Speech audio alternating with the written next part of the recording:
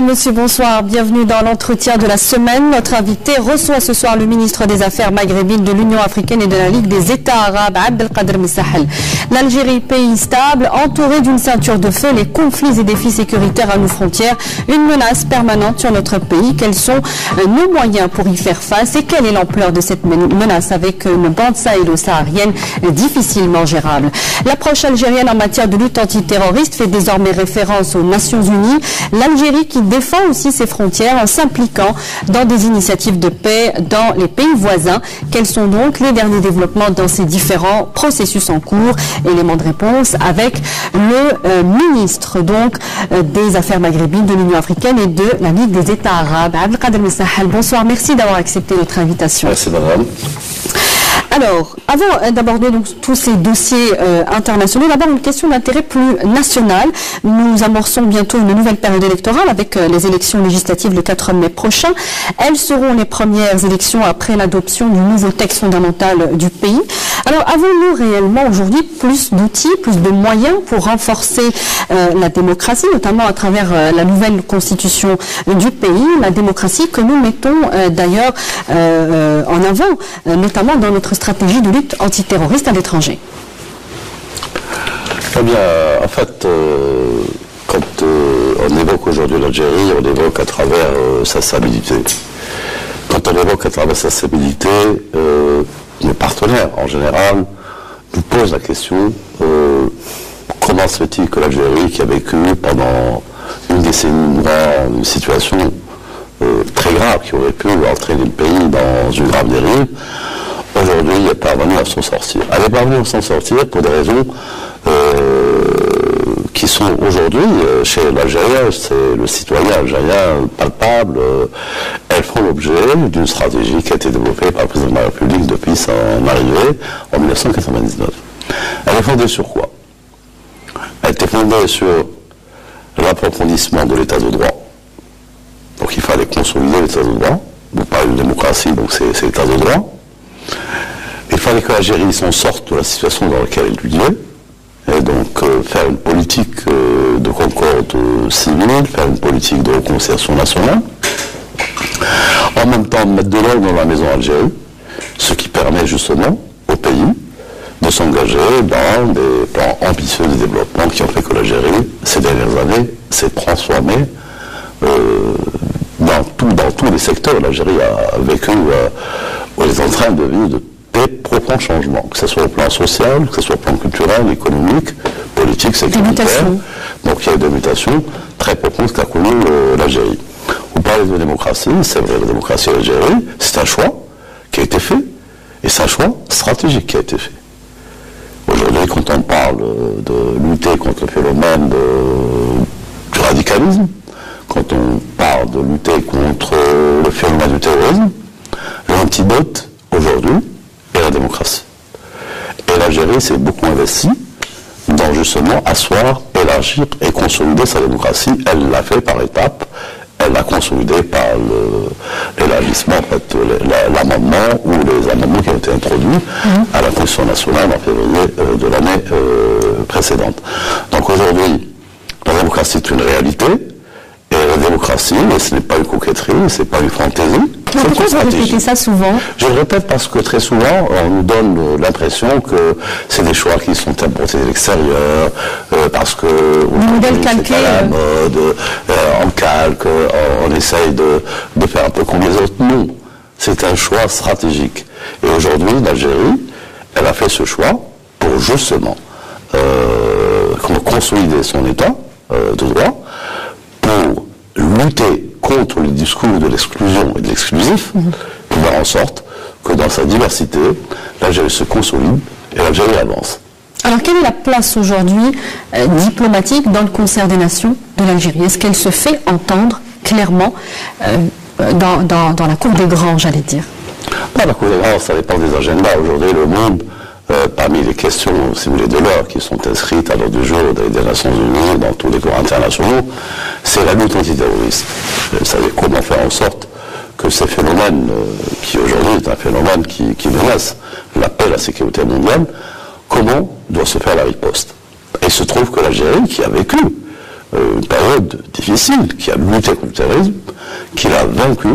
Aujourd'hui, elle a une somme d'expérience que beaucoup de pays veulent partager avec elle. Quand on parle de l'expérience algérienne, en matière de lutte antiterroriste, on ne l'a pas uniquement sous l'angle, si vous voulez, sécuritaire, mais il est pris en charge sur l'angle politique, sur l'angle social, sur l'angle culturel.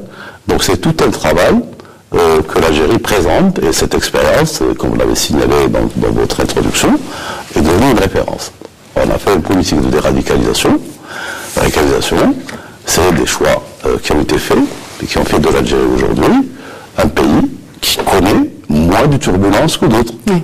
Parce qu'il y a eu la politique de la réconciliation nationale, comme on disait tout à l'heure, il y a eu la politique de la concorde civile, il y a eu l'élargissement de la démocratie, les espaces d'expression sont là, il y a une presse qui est libre, il y a donc la diversité, la mosquée a été réhabilitée dans comment dirais-je, dans sa vocation originelle, c'est-à-dire un lieu de culture, un lieu de culte culturel, donc elle s'est débarrassée, si vous voulez, un peu de ce qui était le carcan idéologique. Aujourd'hui, l'école est en train de devenir une école citoyenne, donc c'est de tout ça qu'il s'agit.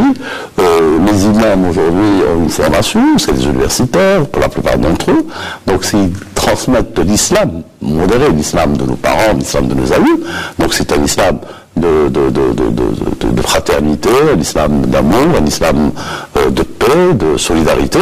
Donc c'est cette Algérie, c'est cette expérience que beaucoup de pays s'intéressent. Alors justement, vous me tendez un petit peu la perche, on a vu que ce processus ou cette stratégie de déradicalisation, elle a en tout cas fonctionné chez nous, elle est en train de donner des résultats. C'est une alternative au tout sécuritaire. Est-ce que cette stratégie intéresse les pays adeptes plus des méthodes de musclés et donc un petit peu plus va-t-en-guerre? Vous savez, en fait, il y a deux aspects dans la lutte antiterroriste. Il y a la lutte, comme vous dites, le sécuritaire, il le faut. Et il y a également donc toutes les politiques qui accompagnent un peu un retour, si vous voulez, à la paix et à la stabilité par le dialogue, par la réconciliation. C'est les choix qu'a fait l'Algérie. Vous savez, l'éradication du terrorisme en lui-même, vous pouvez le faire de deux sortes, comme vous l'avez si bien dit. Vous pouvez le faire d'une manière sécuritaire, ce que nous avons fait dans une certaine période, mais vous pouvez le faire également à travers la réconciliation, à travers le dialogue, bien sûr en faisant la distinction entre les terroristes qui ont commis des crimes, et là donc ils sont justiciables, mais on l'a fait également dans le cadre de la rééducation, elle s'est faite par la réconciliation. C'était un moyen d'éradiquer par la réconciliation et par le dialogue. C'est les choix qui ont été faits par l'Algérie. Et cette stratégie, elle intéresse qui aujourd'hui? Aujourd'hui, elle intéresse tout le monde. Elle intéresse tout le monde. Nous avons le forum global de lutte antiterroriste. L'Algérie est un pays membre fondateur, donc il y a une part importante. Aujourd'hui, tout le monde parle de déradicalisation. L'expérience, l'Algérie est là. C'est le pays qui a fait de la déradicalisation. Donc tout le monde s'intéresse à notre expérience. Nous l'avons présenté aux Nations Unies. Nous avons donc revenu à recueil. C'est devenu ce qu'on appelle, dans le jargon des Nations Unies, de bonnes pratiques. Comment faire en sorte pour éviter la radicalisation? On peut s'inspirer des expériences des autres pour ne pas faire les mêmes fautes, si j'ose parler ainsi. Donc c'est devenu, si vous voulez, une expérience. On ne s'est pas arrêté à là. Il n'y a pas que la déradicalisation. Il y a le rôle de la démocratie. Dans la démocratie comme antidote, si vous voulez, au discours radical et au discours, comme je disais tout à l'heure, de l'exclusion exclusive. Le discours de l'exclusif, ça veut dire quoi? Ça veut dire que c'est mon discours et c'est mon seul discours qui passe. Il n'y a pas d'autre discours. L'exclusion, si vous n'acceptez pas mon discours, donc je vous exclus. C'est comme ça que naît le terrorisme, en fait, c'est mon discours, pas autre chose. Alors que la démocratie, c'est l'antidote. Il faut s'accepter. S'accepter selon des normes, des lois, donc une constitution qui fixe les règles du jeu, et ces espaces d'expression, ces libertés, c'est l'antidote. Donc c'est une expérience qui intéresse aussi les gens. Comment vous avez fait pour que, faites réellement de la démocratie, du jeu démocratique, de s'accepter les uns les autres par une politique qui a donné ses fruits et qui continue donc à être une référence. Alors, l'Algérie est aujourd'hui connue et reconnue comme étant un pays stable, malgré tous les périls sécuritaires qui l'entourent. Quelle est aujourd'hui concrètement la menace qui pèse sur nos frontières? Vous l'avez si bien dit, nous sommes, moi il m'arrive souvent de le dire à beaucoup de partenaires, nous sommes dans un isolement positif. Et il faut voir une carte de géographie pour voir que nous sommes dans un environnement instable. Et il y a des conflits un peu partout, à nos frontières est, sud, ouest. Donc il y a en fait, nous sommes, comment dirais-je, donc sous la menace de beaucoup de facteurs qui font que l'Algérie, aujourd'hui, doit rester vigilante, bien sûr, et doit également mener des politiques d'apaisement dans la région. Nous le faisons pourquoi? Nous le faisons en direction de la Libye, tous les efforts que nous faisons pour essayer de ramener ce pays donc à retrouver sa stabilité et à retrouver donc sa sérénité. Nous le faisons en direction des pays voisins, du Mali, des pays sahéliens. Donc nous faisons en sorte d'essayer d'accompagner nos frères et voisins à sortir de leurs difficultés par le dialogue et également par la réconciliation, qui si elle a été une politique payante chez nous, elle peut l'être aussi chez les autres. Alors, on a vu cette semaine la fusion annoncée de 3 groupes terroristes opérant dans le Sahel. Quel peut être l'effet de cette annonce sur la région des groupes terroristes qui représentent donc une menace sérieuse dans cette partie du monde? Oui, en fait, quand on voit tous les conflits qu'il y a autour de nous, en fait, surtout ce qui se passe en Libye aujourd'hui et ce qui se passe un peu dans le Sahel, il y a ce facteur terroriste qui devient une véritable menace. Et vous l'avez si bien dit, donc il y a aujourd'hui des groupes terroristes qui sont en train de fédérer leurs activités. Si vous prenez certains groupes qui sévissent un peu dans le nord du Mali, quand ils fédèrent leurs activités, ça devient une menace beaucoup plus importante et pesante.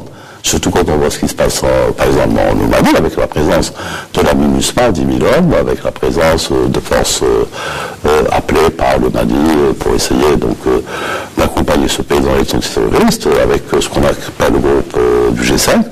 Le terrorisme continue à frapper, il frappe uniquement à Kidal ou dans la région de Kidal, mais il frappe à Tombouctou, à Gao, il frappe à Ouagadougou, il frappe à Grand Bassam au Sénégal, donc ça devient une menace. Donc si ce groupe, si vous voulez, fédère leurs activités, et si on voit ce qui se passe également dans le sud de la Libye, il y a des groupes terroristes qui fédèrent leurs activités, donc il y a des connexions qui se font entre ces groupes, si vous voulez, au sud de la Libye, ils se font donc dans les pays du Sahel, et il y a des connexions entre elles, et il y a également des connexions avec le Boko Haram. Donc c'est une nouvelle carte, si vous voulez, du terrorisme qui est en train de, comment se configurer dans notre voisinage immédiat, mais en même temps, il y a également les effets de la grande criminalité, les grands trafics de drogue, vous savez, les passerelles sont faciles à mettre entre le terrorisme et le crime organisé, ou le grand trafic de drogue. Vous avez avec ça également tout ce qui est traite humaine, le phénomène de la migration clandestine. Donc tout ça, ce sont des vecteurs, des facteurs qui rendent un peu la région sous la menace. Donc la situation n'a jamais été apaisée dans la bande sahélienne, dans la sous-région, depuis des années, avec tous les efforts qui sont menés, sécuritaires et diplomatiques. La région reste en proie donc aux groupes terroristes et à la criminalité, comme vous le dites. Elle reste menacée. Pourquoi? Parce que là aussi le problème se pose. Vous avez parlé tout à l'heure de démocratie. Une démocratie ne peut s'instaurer que s'il y a des institutions, si ces institutions sont fortes, si ces institutions sont capables, si les institutions sont justes. Donc il y a toutes des architectures à mettre en place pour justement consolider l'État au sens noble du terme, pour permettre à cet État d'avoir les moyens de riposte, d'avoir les moyens de lutte contre ces phénomènes. Vous savez, le terrorisme, vous prenez vous savez, n'importe quel citoyen du monde vous le dira, le terrorisme se développe et il prend de l'ampleur lorsqu'il y a des institutions inexistantes ou des institutions qui sont faibles. Donc aujourd'hui, aussi bien pour la Libye, par exemple, que pour le Mali, la priorité est de consolider l'État et de mettre en place des institutions fortes, capables, et des institutions justes. C'est pourquoi aujourd'hui la mise en œuvre du processus d'Alger pour le Mali, aujourd'hui on peut se féliciter que ce qui a été convenu dans l'accord de Bamako est en train de se mettre en place, avec la mise en place de ce qu'on appelle les autorités intérimaires dans les 5 régions du nord du Mali. Ça, c'est un pas extrêmement important. Ce qui est fait en Mali également en ce qui concerne les patrouilles mixtes, malgré les attaques terroristes de Gao qui ont fait plus de 70 morts, mais il y a la mise en place de ces troupes mixtes, ce qui fait que l'État peut se redéployer au nord du Mali, et ça c'est très important. Et enfin, aujourd'hui, pour le Mali, et là aussi on parle du Mali, la mise en œuvre de l'accord d'Alger, si vous voulez, c'est la mise en place d'un cadre permanent de dialogue entre les signataires de l'accord. Donc, nous sommes dans un processus de consolidation de l'État qui est le seul moyen de lutter efficacement contre justement les activités terroristes ou le crime organisé, tout comme la Libye. Les efforts qui sont menés aujourd'hui, c'est pour amener un peu, ou faire, si vous voulez, faire aboutir le processus politique pour que les institutions libyennes se mettent en place, que ce soit consolider le gouvernement, la mise en place d'une armée unifiée, mettre en place les institutions prévues par l'accord du 17 décembre. Donc, ce qui est important, si le phénomène perdure, c'est parce que les institutions sont inexistantes ou elles sont faibles. Donc, aujourd'hui, la priorité, c'est soit les mettre en place, comme c'est le cas de la Libye, soit les consolider, comme c'est le cas du Mali. Alors, avant de revenir en détail sur le Mali et la Libye, une question encore une fois sur le sécuritaire. On sait que d'autres pays, pas uniquement les pays faibles, des pays qui ont fait le choix d'intervenir militairement à l'étranger, sont ciblés aujourd'hui par les attaques terroristes. Alors, pensez-vous justement que ce sont les fondements diplomatiques immuables de l'Algérie qui la préservent de cette menace terroriste directe? D'abord, nous, c'est des choix politiques de l'Algérie qui sont connus. Nous sommes contre l'intervention militaire dans les conflits, pour des raisons évidentes. On peut savoir peut-être quand est-ce que commence une intervention, mais on ne sait jamais quand est-ce qu'elle se termine, mais on ne sait surtout pas comment elle se termine. On devine comment elle se termine. Elle se termine par le chaos. Donc, l'intervention militaire n'est pas une solution. La solution que nous avons toujours prônée, c'est la solution politique, c'est le dialogue. Le dialogue, c'est la réconciliation, c'est la négociation, et c'est surtout la non-ingérence dans les affaires des pays. Vous prenez le cas de la Libye, je veux dire, la Libye, c'est ça en fait. En fait, ce qui se passe en Libye, les Libyens sont capables, ils ont des capacités extraordinaires, nous les connaissons bien, ils ont des cadres de très grande valeur, que ce soit hommes, femmes, ils ont des capacités, c'est un pays de 6 millions d'habitants, ils sont capables de produire jusqu'à 2 millions de tonnes de pétrole 2 millions de barils de pétrole par jour, et qui sont confrontés à une crise que s'il n'y avait pas ces injonctions ou ces interventions étrangères, nous pensons qu'ils ont la capacité, ils ont l'intelligence, ils ont les moyens de s'en sortir sans l'intervention étrangère, et grâce justement à des politiques qu'ils peuvent mettre en place. Donc nous essayons de les accompagner dans cette recherche de solutions politiques à leurs problèmes, bien sûr des solutions qui préservent l'unité de la Libye, et qui préserve son intégrité et sa souveraineté. Alors justement, à propos de l'accord politique interlibyen, sous l'égide des Nations Unies, il faut le rappeler, a certes permis d'obtenir des acquis institutionnels importants, comme le gouvernement d'union nationale libyen, mais l'objectif de chasser les groupes terroristes, donc armés, de Tripoli et des autres villes libyennes, n'est toujours pas atteint. Votre commentaire. Je n'ai pas compris votre question. Les groupes terroristes de Tripoli. L'objectif de cet accord politique était aussi de chasser ces groupes armés de Tripoli et des autres groupes. Il faut faire la différence entre groupes terroristes et entre milices armées. C'est pas la même chose. Oui. Les groupes armés. Des groupes armés. Des groupes armés. Ce qu'on appelle les milices. Les milices, il y a des milices. L'État a dépéri à la suite de l'assassinat de Kadhafi. Il n'y avait plus d'État, il n'y avait plus d'armée, il n'y avait plus de... Bon, le pays a connu une évolution peut-être assez particulière. particulière. Les milices ont apparu, il n'y a pas les bons et les mauvais, mais il y a des milices qui ont quand même combattu le terrorisme, comme vous voyez, qui a libéré Sirte, c'est ce qu'on appelle Katiba Biestelstein, c'est Bidel Morceau, donc il y a dans l'accord, il y a tout un processus d'abord d'unification de l'armée libyenne, de construire une armée nationale, ça c'est prévu par l'accord, et aussi un processus de désarmement des milices. Donc c'est un processus qui est en cours, et c'est comme ça qu'on ne peut pas continuer à vivre avec une armée ou des armées ou des milices. Donc il faut unifier, c'est prévu par l'accord, donc unifier l'armée, il faut qu'il y ait un commandement unifié, et les milices doivent disparaître à un moment ou l'autre, soit l'intégration à titre individuel, ou donner des garanties à des miliciens pour qu'ils se réintègrent dans la vie civile. Donc il y a un travail qui n'est pas facile, c'est un travail de longue haleine, mais le phénomène n'est pas aussi simple que vous le pensez. Donc c'est très complexe, c'est très compliqué. Ça ne veut pas dire qu'il n'y a pas suffisamment d'idées, ça veut dire qu'il n'y a pas suffisamment de contacts pour parvenir justement à ce qu'il y ait cette solution politique, donc qui va gérer une transition.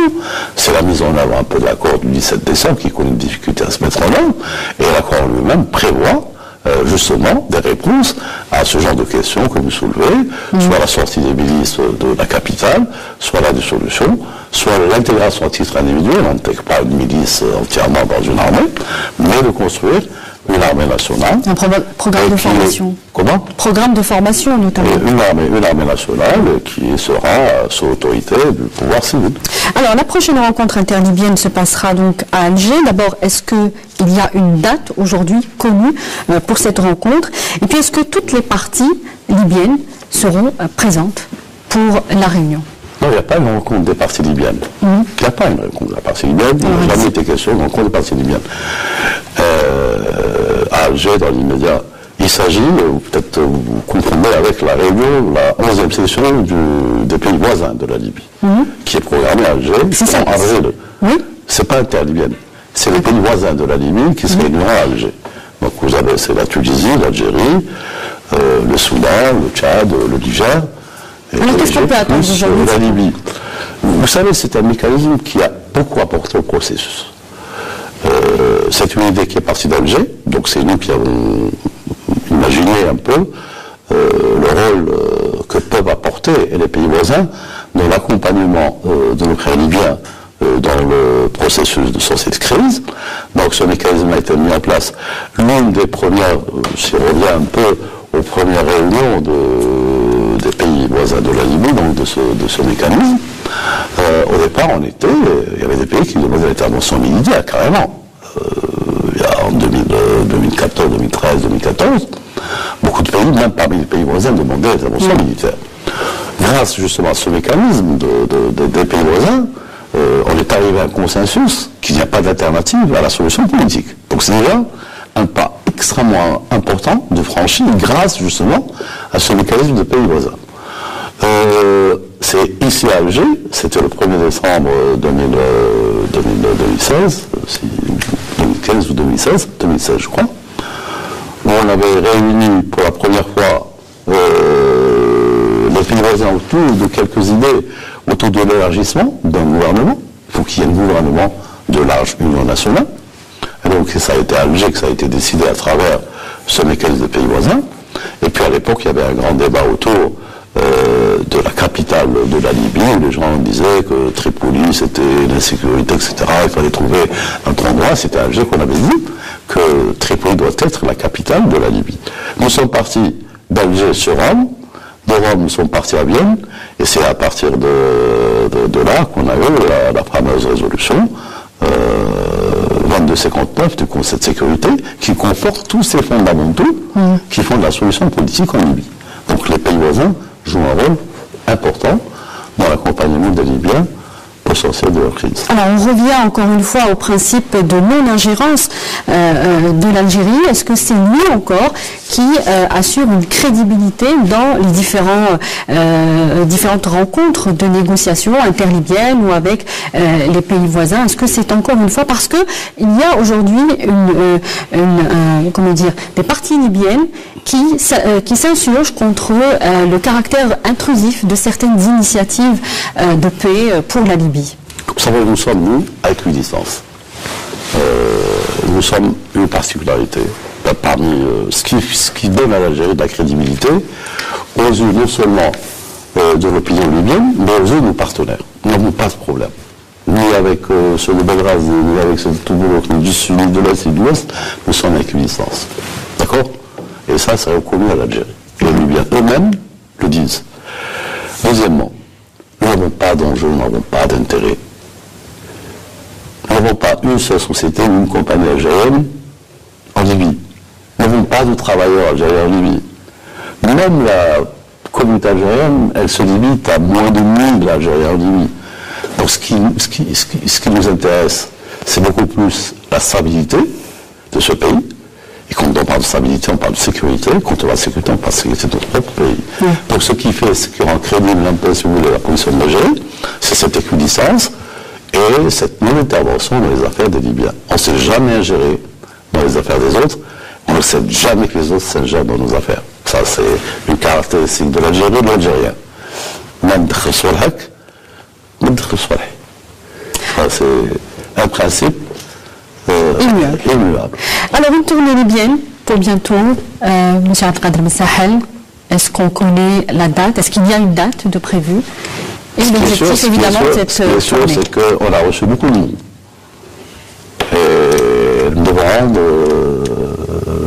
la visite à ceux qui nous ont rendu visite. Que ce soit des gens de Benghazi, de Toulouk, ou Aguila Sahib est venu chez nous, Haftar est venu chez nous, les gens de Moussarata sont venus chez nous, les gens de Tripoli sont venus chez nous, les gens de Zentel sont venus chez nous, d'Ordem sont venus chez nous. Donc à tous ces gens-là, on a promis, bien sûr, de rendre la visite. On ira, Inch'Allah. On n'ira pas les mains vides. C'est-à-dire? On ira avec quelques idées. D'accord. Est-ce qu'il y a une date pour cette tournée? Pas de date. Pas encore. Pas encore. Et pour revenir un peu à la réunion d'Alger, oui. La 11e session de ce qu'on appelle les pays voisins de la Libye, donc nous attendons la nomination du nouveau représentant spécial des Nations Unies, puisque ce que nous avons appris, c'est que M. Gutiérrez est à la recherche d'un remplaçant, M. Colbert. Dès qu'il sera désigné, donc on pourra réunir ces gens-là. Ça va se faire avant la fin du mois d'avril. Alors, j'ai une question sur la réalité libyenne, M. Abdelkader Ben Sahel.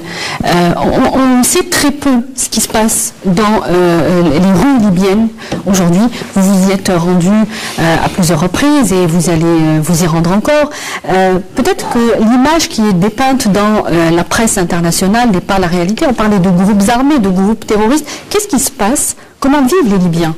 Vous savez, j'étais à Vienne, à la rencontre, ce qu'on appelle des 17 pays amis un peu de la Libye, donc il y avait des différents membres permanents du Conseil de sécurité. C'était à la suite de la visite que j'ai effectuée à Tripoli.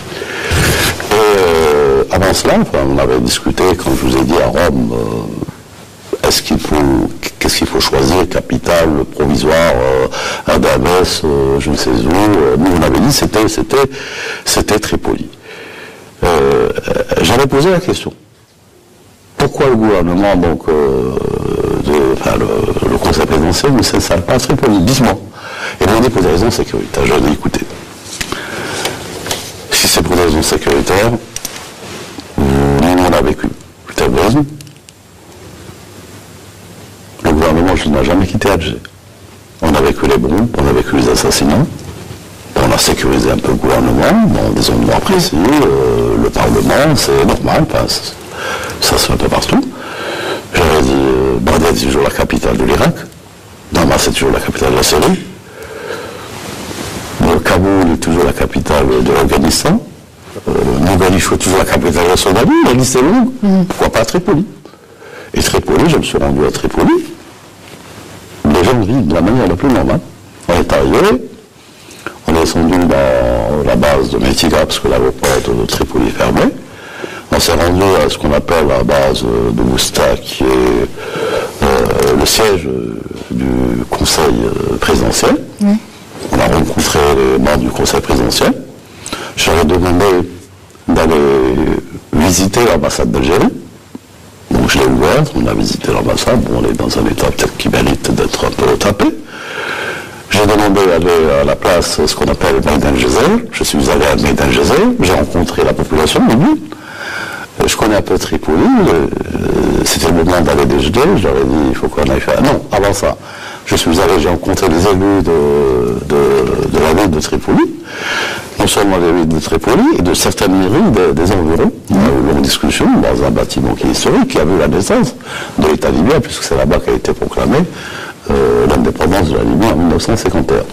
Et puis on s'est rendu à la Sartre Gezer, on est allé dans un restaurant populaire. Moi j'aime bien les restaurants, j'aime bien visiter surtout, ils ont de la bonne cuisine. Mais là-bas on est allé à un café, on a pris un bon cappuccino dans un café populaire, on comptait le monde. La vie était normale. En atterrissant, vous voyez un trafic extraordinaire, les voitures qui passent. Il n'y a pas un contexte de guerre visible, c'est ce que vous voulez dire? Un contexte de guerre civile. Bon, il y a des bombes un peu partout, ça arrive dans toutes les capitales, ça arrive à Zaventem, à Bruxelles, à Paris, à Kaboul. Des combats à l'armement, c'est ce qu'on imagine? On vit pas une guerre civile tranchée entre des quartiers, ça on ne le sent pas. Enfin, du moins, nous, on l'a pas senti. قاعد الكورت لا والو قاعد الكورت احنا ضربة الله ولا مكان نمشي نفسها لنا الحمد لله. Donc, on peut se rendre en Libye, c'est ce que vous voulez dire.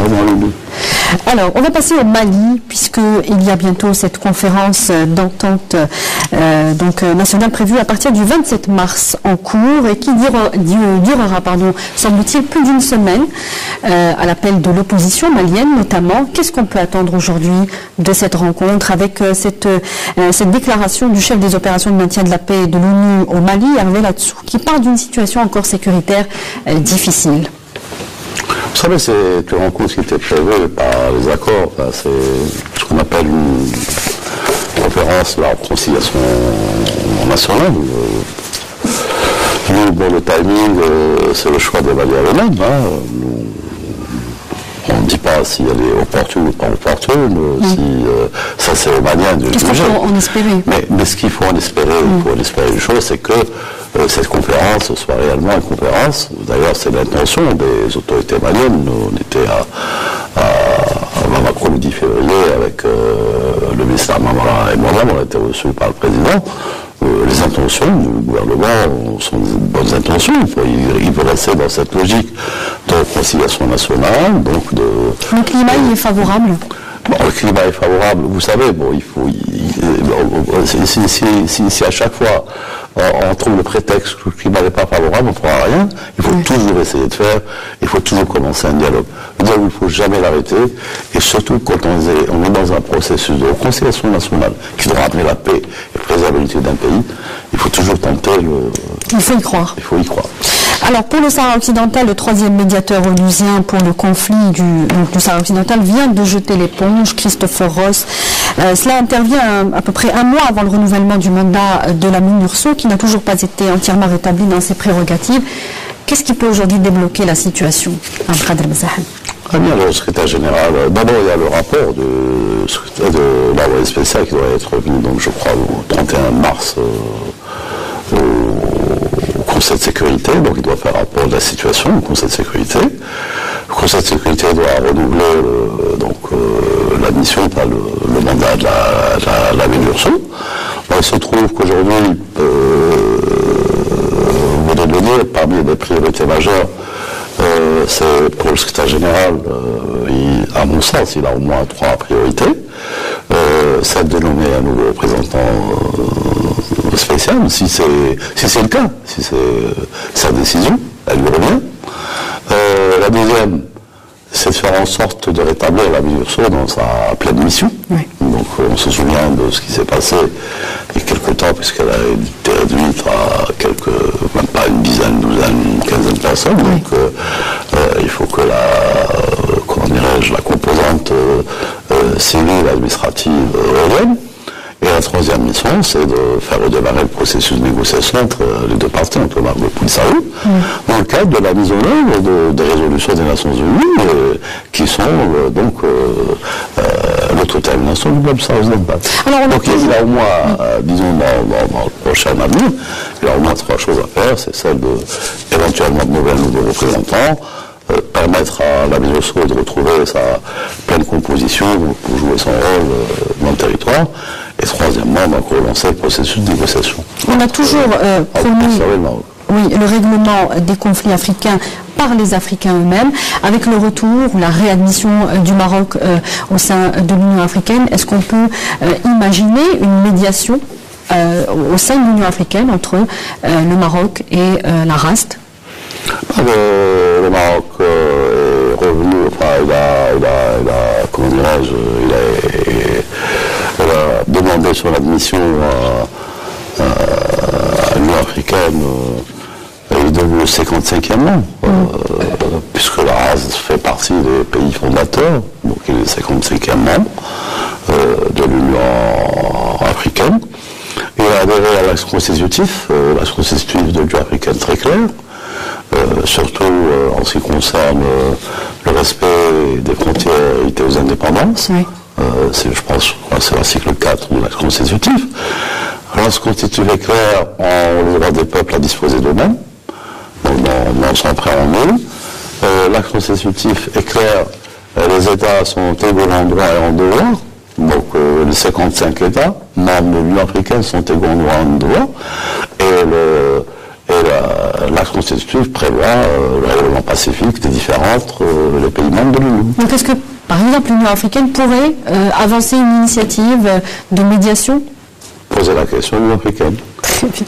Alors, une dernière question. Il s'agit donc de la Ligue arabe. L'Algérie préside les travaux de la 147e session du Conseil des ministres des Affaires étrangères des pays membres de la Ligue arabe. La réforme et le développement de cette Ligue arabe pour lui assurer donc une adaptation aux changements régionaux et internationaux sont la priorité d'Alger au cours de son mandat. Un mot sur ces réformes. Qu'est-ce que vous proposez? Qu'est-ce qu'Alger propose aujourd'hui? Nous sommes partis d'un constat. Le constat, c'est que le monde arabe vit des moments très difficiles. Le nombre de conflits est là pour le démontrer. C'est la concentration, c'est la zone géographique qui a la plus grande concentration de conflits qui risquent d'avoir des répercussions sur la paix et la sécurité internationale. La deuxième chose, c'est que c'est une zone qui coule. Le terrorisme est là, il est présent, il se développe. C'est le deuxième constat. Le troisième constat, c'est qu'aujourd'hui, s'il y a des solutions, et même quand elles sont préconisées, ces solutions, elles sont beaucoup plus imposées au monde arabe, au lieu que ce soit l'émanation de la volonté des Arabes. Et puis, il faut adapter l'instrument au changement qu'au connaît le monde. La Ligue arabe continue de fonctionner comme si, depuis qu'elle a été créée en 1948 à nos jours, elle continue à fonctionner sur les mêmes méthodes, de la même manière. Donc aujourd'hui, il faut qu'il y ait un sursaut, c'est ça justement ce que nous poussons à ce qu'il y ait des réformes profondes de la Ligue arabe. Nous partons d'une expérience, nous avons vécu le passage de l'organisation africaine à l'Union africaine. Oui. L'Afrique a énormément gagné en adaptant donc son organisation et elle a gagné en termes de règlement de conflits. Beaucoup de conflits ont été réglés donc depuis la création de l'Union africaine à nos jours. Elle a gagné en termes de démocratisation des régimes, donc la gouvernance est devenue aujourd'hui une réalité en Afrique. Elle a gagné en termes de développement. Elle était dans un taux de croissance négatif, aujourd'hui taux de croissance moyen autour de 7-8%, et aujourd'hui elle a gagné surtout, elle parle d'une seule voix dans les forats internationaux, aux Nations Unies ailleurs. Donc c'est cette mutation que nous souhaitons à l'Union africaine. Il ne faut pas oublier que nous sommes plusieurs pays membres de l'Union africaine et membres maintenant de la Ligue arabe. J'espère qu'on fera front pour essayer de faire avancer les choses et faire bouger un peu cette Ligue arabe si nous voulons toujours être maîtres de notre destin, si nous ne voulons pas que les solutions s'imposent à nous. Et quand on voit que les solutions s'imposent à nous, c'est la fragmentation, c'est la division du monde arabe, c'est la division de certains pays arabes, c'est parfois c'est l'éclatement, c'est la fragmentation. Si c'est ça la solution, nous ne sommes pas prêts. Abdelkader Messahel, je rappelle que vous êtes le ministre des Affaires maghrébines de l'Union africaine et de la Ligue des États arabes. Merci d'avoir répondu ce soir à nos questions. C'est à vous qui vous remercie. Merci à vous également de nous avoir suivis. Je vous rappelle que l'émission est en replay sur les www.untv.tz. On se retrouve dès la semaine prochaine pour un nouveau rendez-vous. Très bonne suite des programmes. Bonsoir.